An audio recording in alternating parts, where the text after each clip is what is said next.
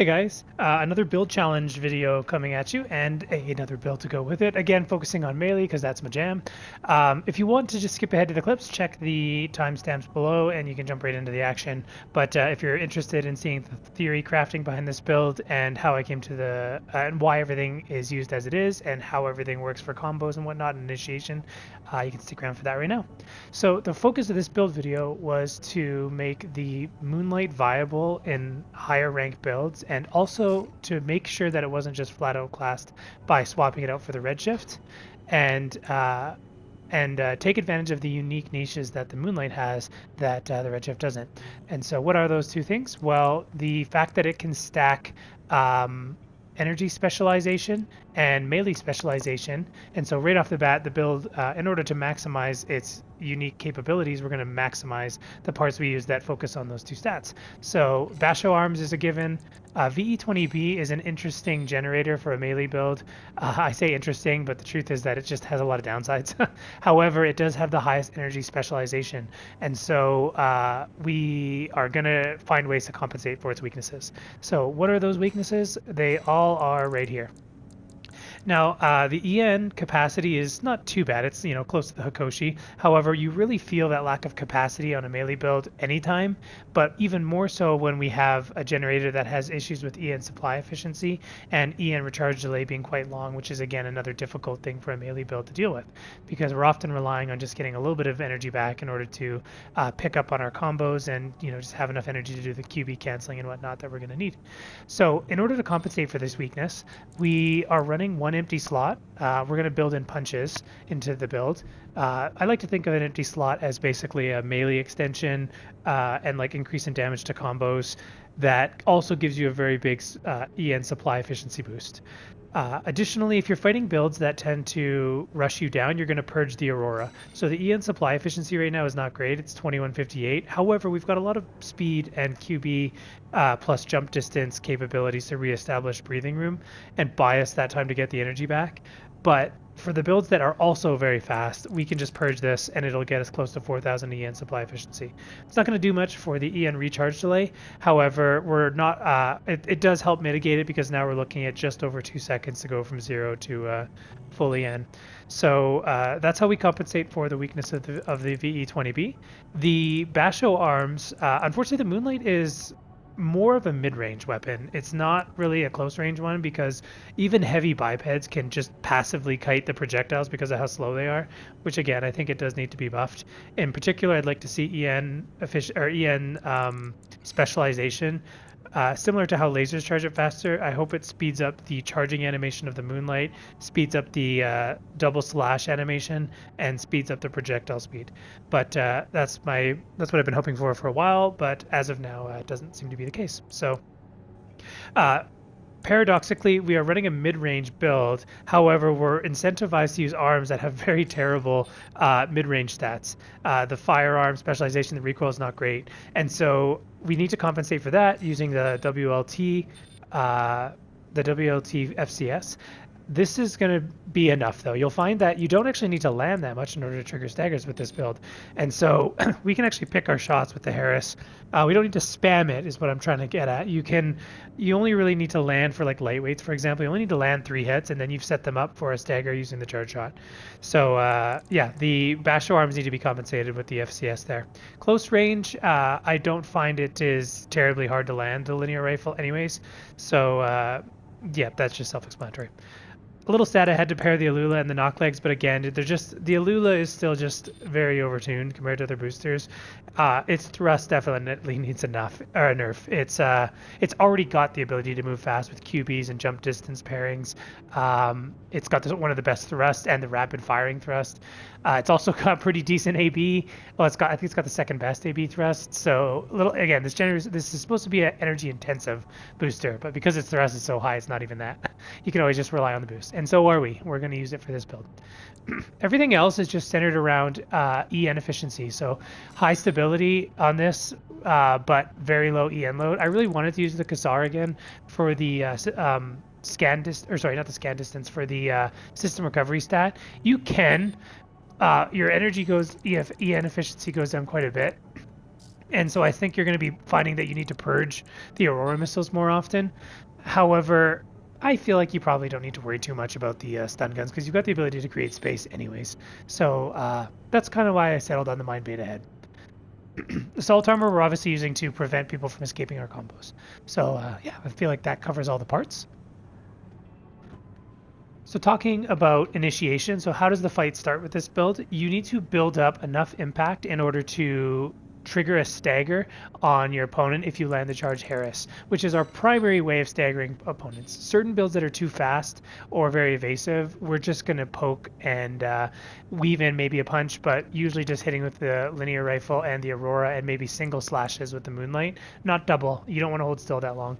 So just throw out one slash. It's actually guaranteed after things like kicks.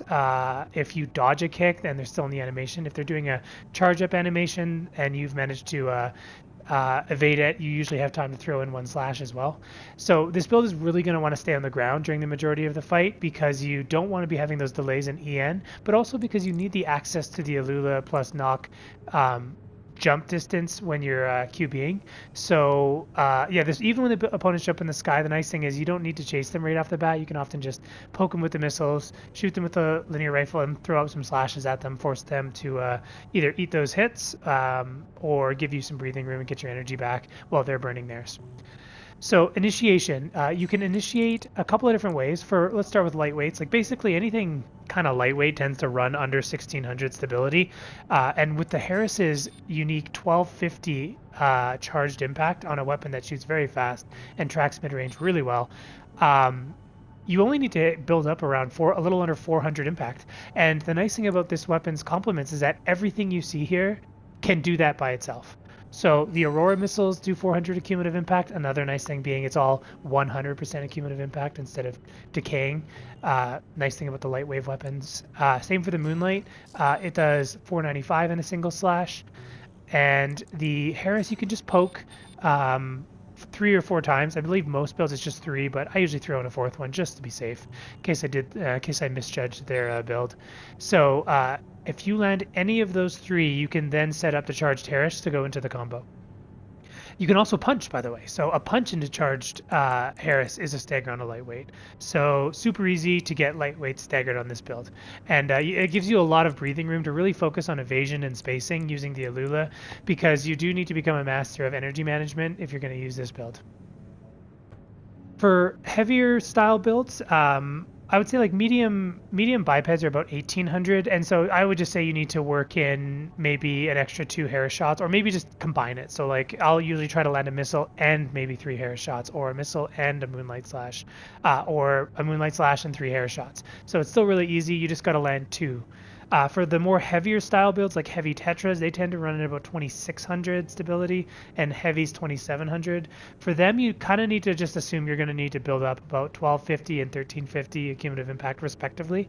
Now, fortunately, because they're so heavy, you can use the Moonlight much more aggressively to hit them because their body's so big, it's easier to register hits, especially if you get above them. And you also have a much easier time kiting them, so you can take your time poking at them and getting that impact build up. You'll see that in some of the video clips later. Just showing you how to space them and when to work in different types of attacks.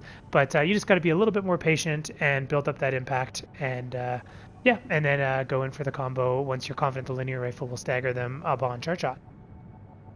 I want to show a clip of how to work in the charged Moonlight. So the charged Moonlight is very telegraphed. You're very exposed. It has no mini stun.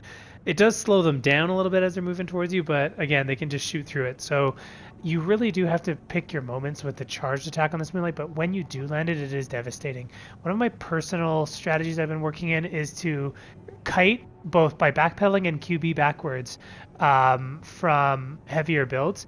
And once I think that their EN is about burned out, that's when I start to use the charged Moonlight. Even better if you can get behind cover, and then as they time it so as they come around the corner, that's when you throw the slash out. It very often will catch them them. So I'll show a clip of that now. Also, one other pro tip that I didn't do in my clip, but I just thought of after. If you fire the Aurora right as you start to charge the Moonlight, like just before you do, I guess I should say, because otherwise you won't be able to shoot it, the sound can sometimes mask the Moonlight sound a little bit, so it can make it a little bit more likely that they'll slip into it and eat that damage. But the Moonlight does obscene damage when you factor in everything that is stacking on top of this Moonlight damage.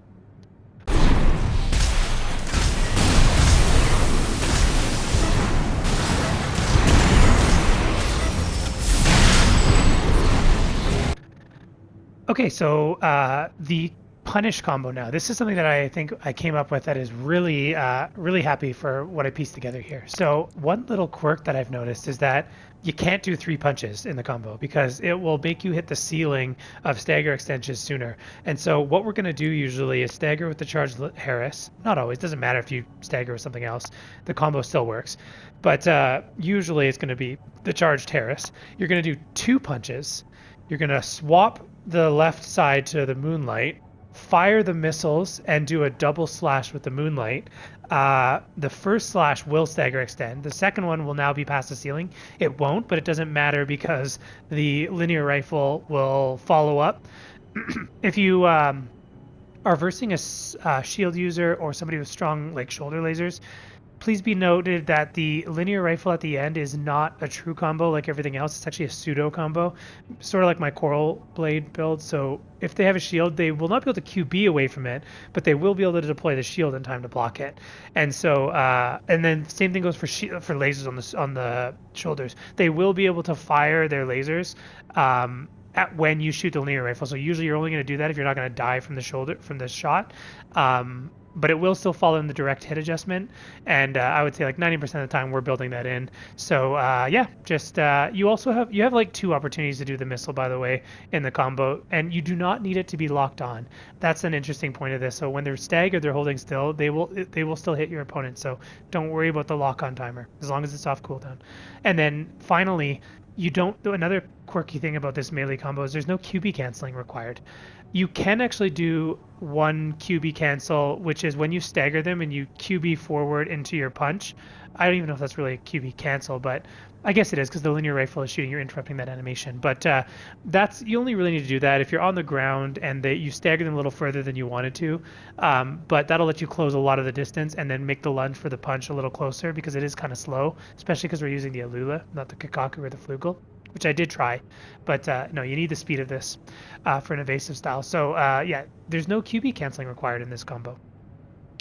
Yeah, so 2 opportunities for the missiles. You can either do it when you're doing the weapon swap on the Moonlight, or you can do it when you're right before you shoot the linear rifle. So 2 opportunities there, but I would probably practice the combo without the missiles and then practice with it because the timing is very tight in order to still build in the linear rifle at the end there. So forgive my kind of sloppiness with playing this build. The clips you're seeing here are literally my first, like once I finally settled on the gear, and I didn't really understand how to engage each opponent type yet, so I often lose the first round before I kind of adapt my tactics. But so yeah, in this case, it's a Nebula user. I think it's the Nebula or the Plasma Rifle, I can't remember, but lots of AoE, so it's very tricky to try to dodge those. You need to be very good on the QB timing, and being on the ground is better, I think, and then jumping up or in the opposite direction that you're moving in order to make them miss. 50%. AP at 30%.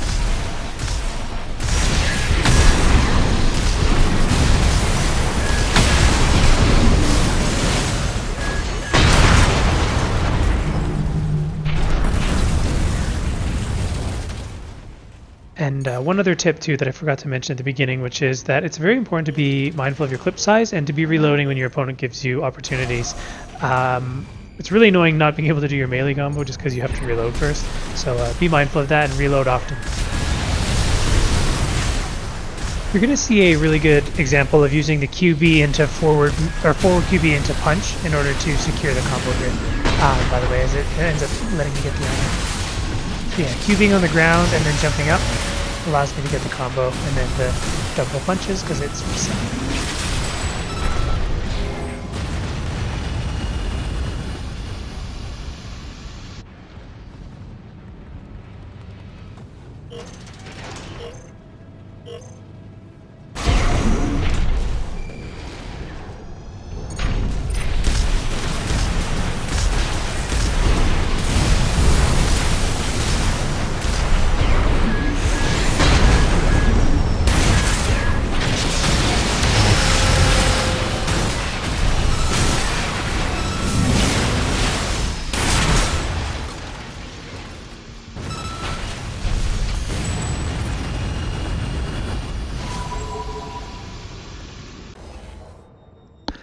So in this match, I'm actually going to leverage my faster speed against him and force him to spend a lot of VN to chase me down. I know, just toxic hiding, but I also end up using it to build in the charged Moonlight. I bankrupt his energy and hit him with the charged Moonlight in a little bit here. So yeah, like learning movement is going to be very new compared to my other builds. I'm not very good at this yet, but like just changing your trajectory so that shots miss without having to spend energy, particularly against missiles, is going to be huge. You'll see another match later where that comes into major effect.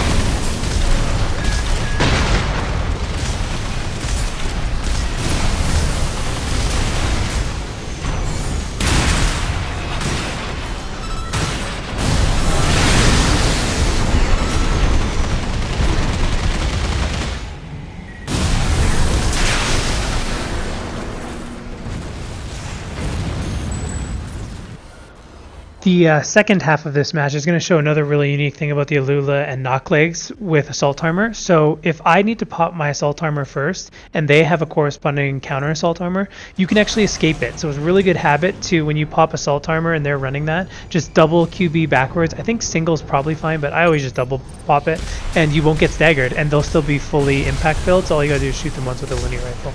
Yeah, you'll see that in the second half of this match.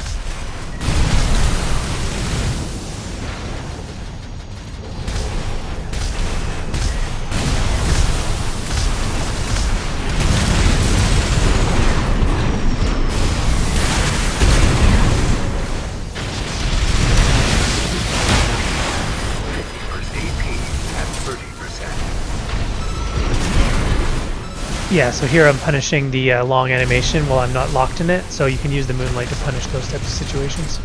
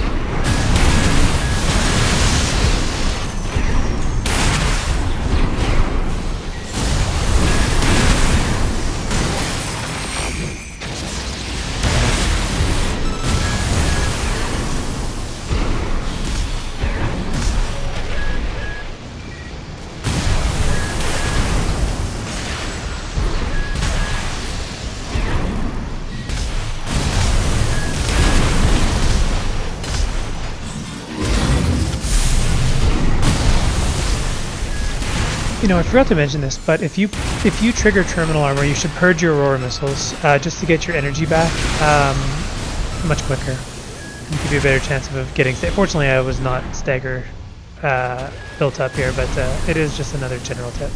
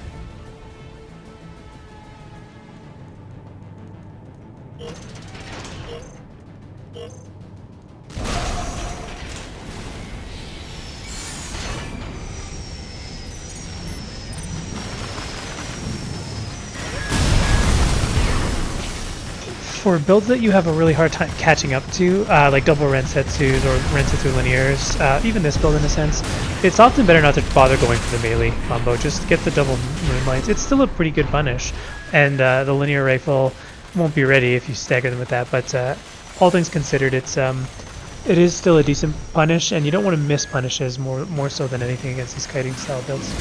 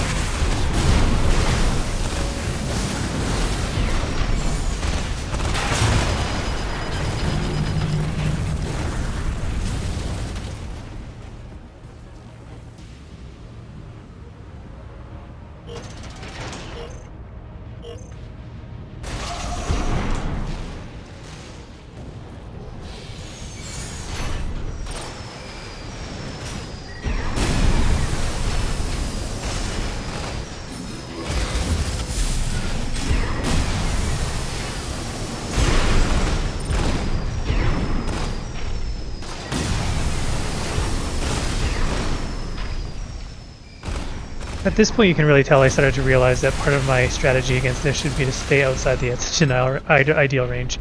Yeah, like I said, I was learning this build as I got familiar with it, and yeah, I'm not using mid-range style as much. It's really not my typical build style.